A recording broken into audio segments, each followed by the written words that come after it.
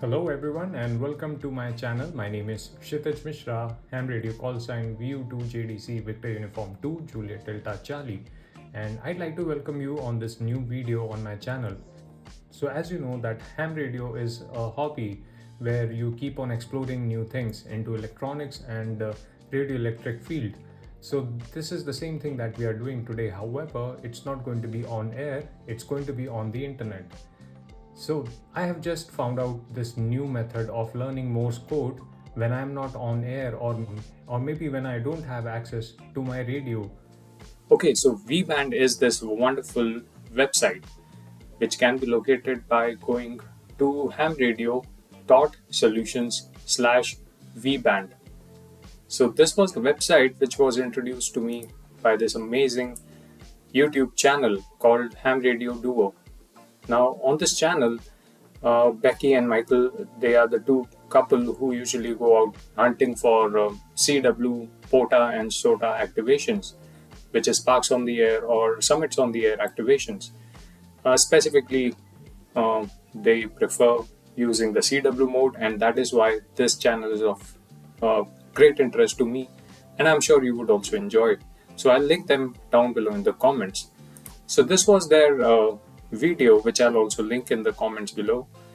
You can just go and explore what exactly VBand is all about. They have covered more details on this video than I would cover. However, I would quickly go ahead and take you into the website VBand and show you what encouraged me to make this modification to a USB mouse and also connect my Morse key to my computer and then use it.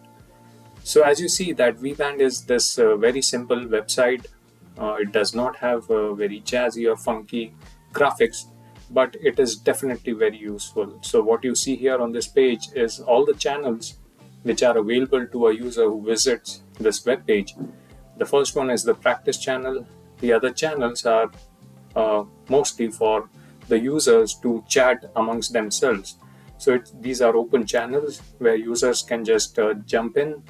And just like the old time days where we used to have the chat rooms, these can be also the chat rooms where you can use CW Morse for chatting with other ham radio operators or CW learners. So let me quickly take you to the settings of this website, and this is where the most interesting thing starts. So you put in your call sign and your handle in this part, and then also select from these many options of the keys.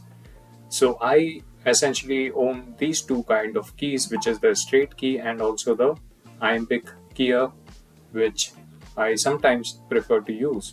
So I can change between these two keys and then chat with other hams or other operators on this website. I can also set the volume, the keyer speed can be controlled, the tone, and also there are other settings which can be customized based on your preferences. Now this is one interesting thing I'd like to point out to you. Now this mouse button, which is not recommended according to the website, is one setting which I found.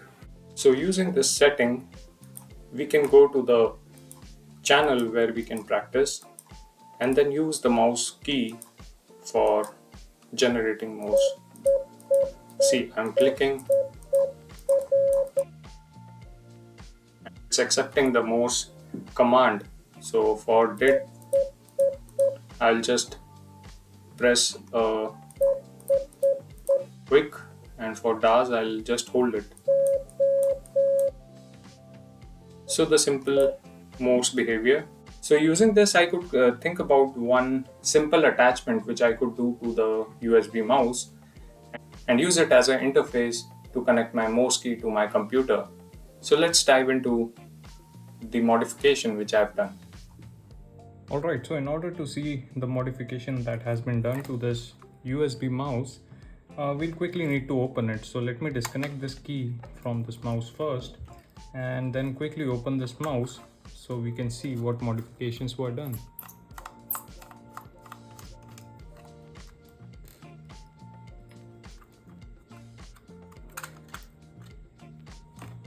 Alright, so you can see that this is the 3.5 mm jack, the audio jack, which has been connected to this PCB.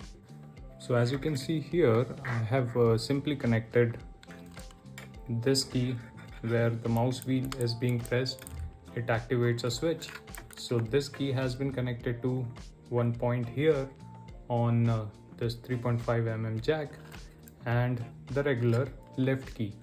So this has been connected to one key here on this side, and the ground has been connected to the ground, so it will act as common in between both these switches.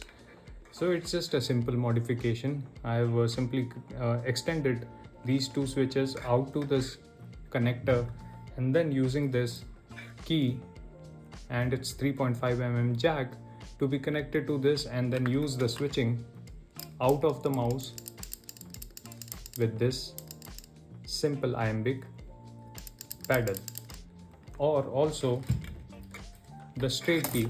It can also be used for this kind of switching. So it's pretty simple, not rocket science, or not a very big enhancement that you need to do. And of course it comes with a slight compromise that there is a bit of latency on the website that you would experience. So it's not an ideal practice scenario that you will get out of this, but yes, just to explore this wonderful website which is VBand, they do have their solutions and some brilliant interfaces they have designed. I would highly recommend you explore those and also consider buying those. But as of now, since I wanted to just get on chatting with these hams on air, or in fact online, I would just want to build an interface and just get going, because I am someone who also owns a actual radio, so I would rather practice on air with real continuous waves rather than being on the internet and playing with a little bit of latency. But yes, it's fun when you do not have your radio. It's definitely something to at least keep your CW Morse curiosity satisfied even when you're traveling.